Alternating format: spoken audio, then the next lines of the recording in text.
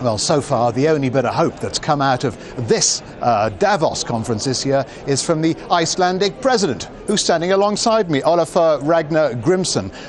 Mr. President, why are you such a beacon of hope? Why has Iceland survived where Europe has failed? What are you doing differently?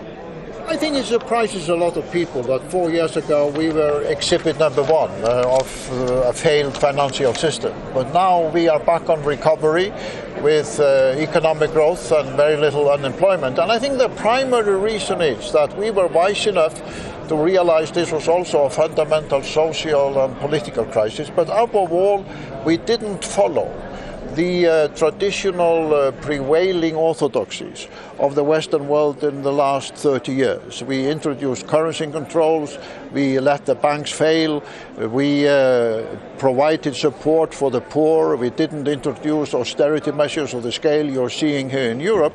And the end result, 4 years later, is that Iceland is enjoying progress and recovery very different from the other European countries that suffered from the financial crisis. But with your policy of letting the banks fail, would that have worked for the rest of Europe? I think so, because as I'm often asked people, why do they consider the banks to be the holy churches of the modern economy? Why are private banks, not like airlines and telecommunication companies, allowed to go bankrupt if they have been conducted in an irresponsible way? The theory that you have to bail out banks is a theory about bankers enjoying for their own profit the success and then letting ordinary people bear the failure through taxes and austerity. And people in enlightened democracies are not going to accept that in the long run. It wouldn't work for the UK with their reliance on the financial sector, though, would it?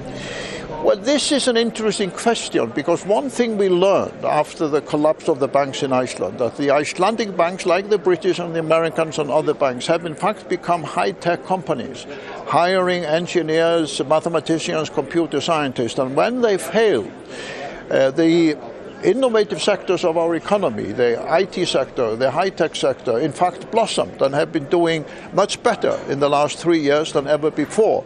So the lesson of that is that if you want your economy to be competitive in the innovative sector of the 21st century, a strong financial sector that takes the talent from these sectors, even a successful financial sector, is in fact bad news if you want your economy to be competitive in the areas which really are the 21st century areas: innovation, technology, IT. President Grimsson, thank you very much indeed.